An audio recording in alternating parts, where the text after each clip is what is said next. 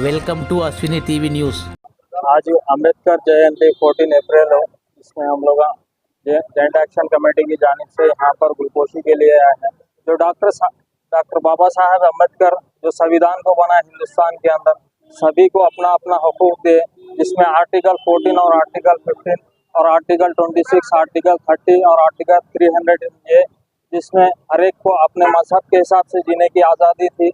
लेकिन जब से बीजेपी हुकूमत 2014 से हिंदुस्तान के अंदर आई है, तरह तरह के मुसलमानों पर, माइनॉरिटीज़ के ऊपर उनके हुकूक को छीनने की कोशिश कर रहे हैं। अभी आप लोगों को मालूम होना चाहिए कि वक्फ अमेंडमेंट बिल को लाकर उसको पार्लियामेंट में रखकर उसको पास करके एक्ट को बनाया गया। अभी उसके ताल्लुक से एक पिटीशन हम लोग social democratic party of India की जानिब से कोर्ट में, सुप्रीम कोर्ट में दर्ज किए हैं। ये माइनॉरिटी के ऊपर एक जुल्म है। हमारे मस्जिदों को, हमारे मदारिस को, हमारे खानखाहों को छीनने की लोग कोशिश कर रहे हैं। हम इसको नहीं मानेंगे जब तक ये बिल वापस नहीं लिया जाएगा। जॉइंट एक्शन कमेटी कर्नूल उसको जद्दोजहद कोशिश जारी रहेगी। Sheikh Mohsin, social democratic party of India, Kurnool assembly vice president.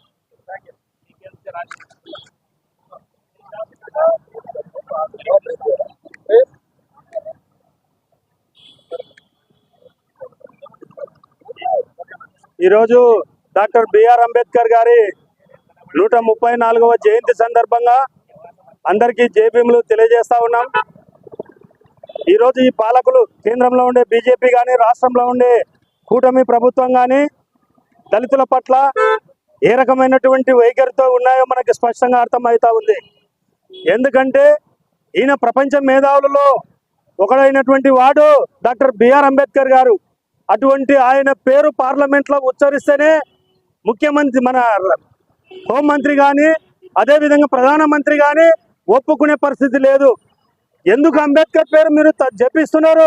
దేవుని పేరు తలచండి, మీకు పుణ్యం వస్తుంది అని చెప్పేసి ఆ రకంగా చెప్పే పరిస్థితి ఈరోజు పార్లమెంట్లో మనం గమనించినాం। ఎందుకంటే అయ్యా దేవుడు ఉన్నాడో లేడో మేము చెప్పం, కానీ ముందు రాజ్యాంగాన్ని రచించి దేశానికి దిశానిర్దేశాన్ని ఇచ్చినటువంటి డాక్టర్ బిఆర్ అంబేద్కర్ నిజంగా దేవుడు అని చెప్పేసి ఈరోజు మేము చెప్తా ఉన్నాం। ఎందుకంటే ఆయన ఏవైతే ఏ మతానికి కానీ, ఏ కులానికి కానీ ఏ రకమైనటువంటి హక్కులు కల్పించాడో ఆ హక్కుల్ని కాలరాసే విధంగా ఈరోజు బీజేపీ ప్రభుత్వం చేస్తూ ఉంది। అందుకు చక్కటి ఉదాహరణ వక్ఫ్ బోర్డ్ అమెండ్మెంట్ యాక్ట్। దాన్ని సవరణ పేరుతో ఈరోజు ముస్లింలకు అన్యాయం చేసే పరిస్థితి ఉంది। కాబట్టి రేపు క్యాథలిక్లు, ఈ దేశంలో క్యాథలిక్లకి ఎక్కువ స్థలం ఉంది, భూమి ఉంది, దాన్ని కూడా రద్దు చేయాలని చెప్పేసి ఇంకో చట్టం తీసుకురాబోతా ఉన్నారు।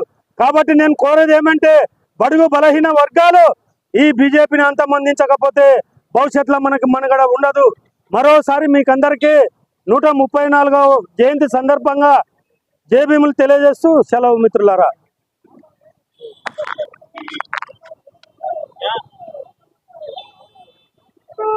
కర్నూలు మరియు భారతదేశ ప్రజలందరికీ ముందుగా 134వ అంబేద్కర్ జయంతి సందర్భంగా అందరికి శుభాకాంక్షలు తెలియజేస్తూ, ఈరోజు ముస్లింల సోదరులకు జరుగుతున్న అన్యాయం గురించి ముందుగా మాట్లాడదాం। వక్ఫ్ అమెండ్మెంట్ బిల్ రద్దు చేయాలి। ఎందుకు చేయాలి అంటే ఈరోజు ముస్లిం సోదరుల మీద పడ్డారు, రేపు క్రిస్టియన్ సోదరుల మీద పడరా, అలాగే మన సిక్కుల సోదరుల జోలికి పోరా, జైన్ల సోదరుల జోలికి పోరా। ఇలా భారతదేశంలో అంతకుముందే బీసీలను ఏబీసీలు చేసేసినాడు కేంద్ర ప్రభుత్వం, మొన్న ఎస్సీలను విభజించేసినారు, ఈరోజు ముస్లిం సోదరుల ఆస్తుల మీద పడ్డారు। రేపు పొద్దున ఇలా భారత రాజ్యాంగాన్ని, ఇంత పెద్ద రాజ్యాంగాన్ని నిర్మించిన డాక్టర్ బిఆర్ అంబేద్కర్ గారిని అవమానిస్తున్న కేంద్ర మన అమిత్ షా కానీ, మోడీ గారు కానీ దీనికి ప్రతింతగా దీనికి శిక్ష అనుభవిస్తారు। ప్రజల్లో ఇప్పటికే అసహనం వ్యక్తం చేస్తున్నారు।